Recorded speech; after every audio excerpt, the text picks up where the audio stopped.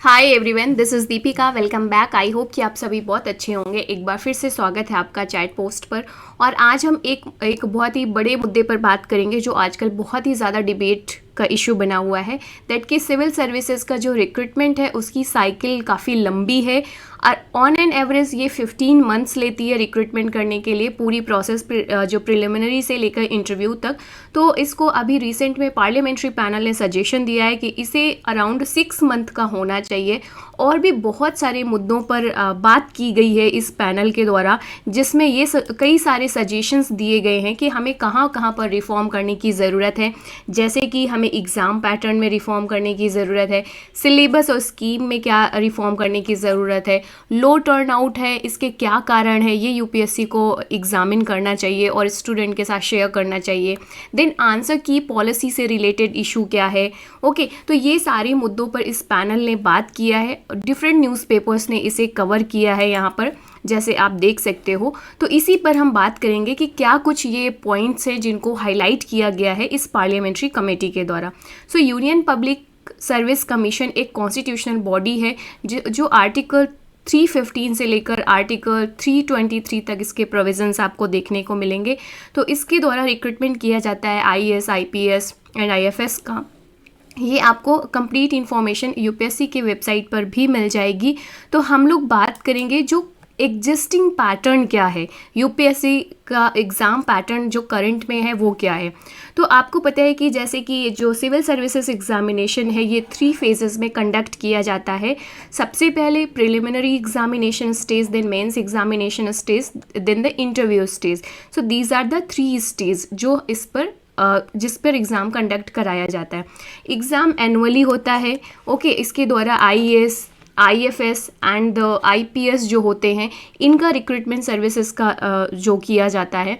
इसके बाद आप देखेंगे कि बहुत सारी डिपार्टमेंटल रिलेटेड कमेटीज़ होती हैं जो सजेशन देती रहती हैं गवर्नमेंट को। तो एक बार हम पहले थोड़ा सा ना क्विक ओवरव्यू ले लेते हैं पार्लियामेंट्री कमेटीज़ का, फिर हम डिस्कस करेंगे कि पर्टिकुलर कौन सी स्टैंडिंग कमेटी है जिसने यूपीएससी एग्ज़ाम पैटर्न को रिव्यू करने के लिए अपने सजेशंस दिए हैं।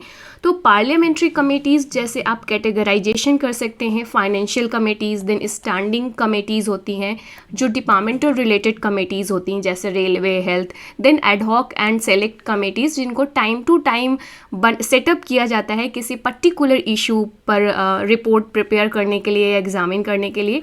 देन एडमिनिस्ट्रेटिव कमेटीज़ होती हैं। तो जो अभी जो एक आपकी पर्टिकुलर स्टैंडिंग कमेटी है, standing committee on personnel public grievances and law and justice, जिसने अभी हाल ही में यूपीएससी एग्ज़ाम पैटर्न से रिलेटेड बहुत सारे सजेशंस दिए हैं। ओके, तो यही हम सजेशंस को थोड़ा बहुत देखते हैं कि क्या सजेशंस दिए गए। सबसे मोस्ट इम्पॉर्टेंट थिंग जो शायद आपने भी फील किया होगा अगर आप इस प्रोसेस का हिस्सा रहे हैं या इस प्रोसेस का हिस्सा बनने जा रहे हैं, तो आपके लिए इम्पॉर्टेंट है ये चीज़ जानना। तो कमेटी ने देखा कि जो बेसिकली यूपीएससी एग्जामिनेशन साइकिल है ये बहुत ही लंबी है। सीधे से उन्होंने बोला है कि ये बहुत ही लंबी प्रोसेस है, इसमें ज़रूरत है इसको शॉर्ट करने को। The recruitment cycle is too long. Okay, और जो इसको इन्होंने बताया कि अराउंड 15 मंथ्स का टाइम पीरियड लगता है इस पूरी रिक्रूटमेंट साइकिल को कंप्लीट होने पर। प्रिलिमिनरी एग्जामिनेशन की नोटिफिकेशन से लेकर इंटरव्यू के बाद जो फाइनल रिजल्ट आने तक का। तो कमेटी का मानना है कि ये 6 मंथ अराउंड होनी चाहिए। कारण इन्होंने बहुत सारे दिए हैं, क्योंकि जैसे आप देखेंगे कि इस लंबी प्रोसेस के दौरान जो स्टूडेंट्स का फिज़िकल एंड मेंटल हेल्थ पर इम्पैक्ट पड़ते हैं वो बहुत ही वर्स हैं। तो आपको पता है कि हाँ, जैसे आप इस साइकिल का हिस्सा रहे होंगे तो आपको पता है कि हम बहुत सारा टाइम इस प्रोसेस में देते हैं, फिर भी इसका जो टर्नआउट है वो बहुत ही लो है। राइट, आप देखेंगे कि 10 लाख के आसपास लोग इसमें फॉर्म फिलअप कर रहे हैं, फिर बहुत कम लोग इस पर अपीयर होते हैं। एक डाटा प्रोवाइड किया गया है यहाँ इसके द्वारा कि जैसे कि 2022-23 के यूपीएससी एग्जामिनेशन साइकिल के लिए कितने लोगों ने अप्लाई किया था, अराउंड 32 लाख। और 16 लाख के अराउंड स्टूडेंट्स इसमें अपीयर होते हैं, और उसमें भी प्री क्वालिफाई करने वाले जो स्टूडेंट्स हैं, कैंडिडेट्स हैं, बहुत ही लो अमाउंट है उनका, बहुत ही लो, क्योंकि नंबर ऑफ़ सीट्स के प्रोपोर्शन पे डिपेंड करेगा। देन मेंस में एंड देन इंटरव्यू में होते होते ये अराउंड ऑलमोस्ट 800, कभी 900, कभी 1000 ऐसी इसकी सीट्स रहती हैं। सो आप देखेंगे कि इतने लोग अपनी लाइफ का एक इम्पॉर्टेंट टाइम इस एग्ज़ामिनेशन की प्रिपरेशन पर लगा रहे हैं, और जो टर्नआउट है वो इतना लो है। तो इस कमेटी का मानना है कि जो कैंडिडेट्स हैं ना, वो अपनी इस पूरी प्रोसेस के दौरान अपनी फ़िज़िकल और मेंटल हेल्थ उनकी इम्पैक्ट होती है। तो क्या करना चाहिए, हमें इस एरिया पे फाइंड आउट करने की कोशिश करना है कि हम कैसे इस एग्ज़ामिनेशन रिक्रूटमेंट साइकिल का जो टाइम पीरियड है उसको 6 मंथ्स के अराउंड कर पाएँ, और विदाउट कॉम्प्रोमाइजिंग द क्वालिटी। जो हमें ड्यूरेशन रिड्यूस करना है बट क्वालिटी कॉम्प्रोमाइज़ नहीं करनी है, ये कमेटी की रिकमेंडेशन है। तो मुझे लगता है ये अच्छी चीज़ है, बट देखने वाली बात ये रहेगी कि इतने कम टाइम पीरियड में कैसे एग्ज़ामिनेशन को कंडक्ट कराया जाता है।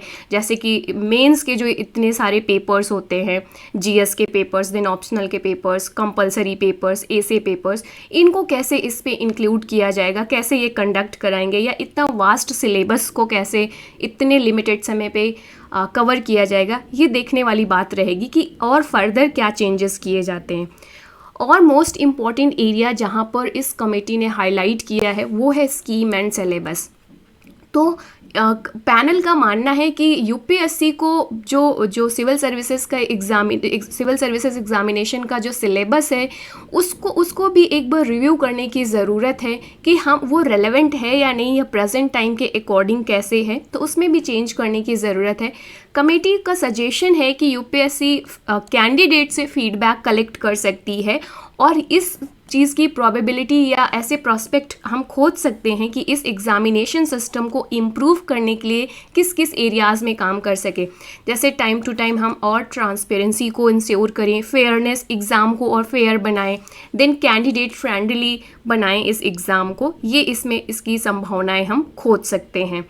ओके, और इस तरीके से आप देख सकते हैं कि कमेटी ने बहुत सारे चेंजेस करने की बात करी है इस पूरे एग्ज़ामिनेशन में। सो आई होप कि इस न्यूज़ से थोड़ा बहुत आपको शायद रिलैक्स मिला हो। I don't know what's your opinion guys, क्या ये जो पैनल ने सजेशन दिया है, इस पार्लियामेंट्री पैनल ने यूपीएससी को कि हाँ इन एरियाज़ में आपको ध्यान करने की ज़रूरत है, आपका ओपिनियन क्या है मुझे कमेंट करके नीचे ज़रूर बताइएगा। और आप जैसे कि यहाँ पर भी फीडबैक मांगा जा रहा है ना कैंडिडेट से, पैनल ने यूपीएससी को सजेस्ट किया है कि आप एग्ज़ाम को इम्प्रूव करिए, एग्ज़ामिनेशन को, और इसमें इम्प्रूवमेंट के लिए आप कैंडिडेट से फीडबैक मांग सकते हैं। तो आप अपना फीडबैक मुझे मेरे इस वीडियो के नीचे दीजिएगा कि और आपके सजेशंस क्या हो सकते हैं, कैसे हम इसे और फेयर बना सकें, कैसे हम इस स्टूडेंट या कैंडिडेट फ्रेंडली बना सकते हैं इस एग्ज़ाम को, और या जो टाइम ड्यूरेशन इसको कम करने की बात की जा रही है, रिड्यूस करने की बात की जा रही है, आपका क्या मानना है, आपका क्या ओपिनियन है, क्या ये सही रहेगा तो या कितना सही रहेगा, तो आप मुझे कमेंट करके ज़रूर बताइएगा। अगर आप पहली बार मेरे चैनल में आए हैं तो please do subscribe my channel, share with your friends, and yes, like the video. See you in the next video.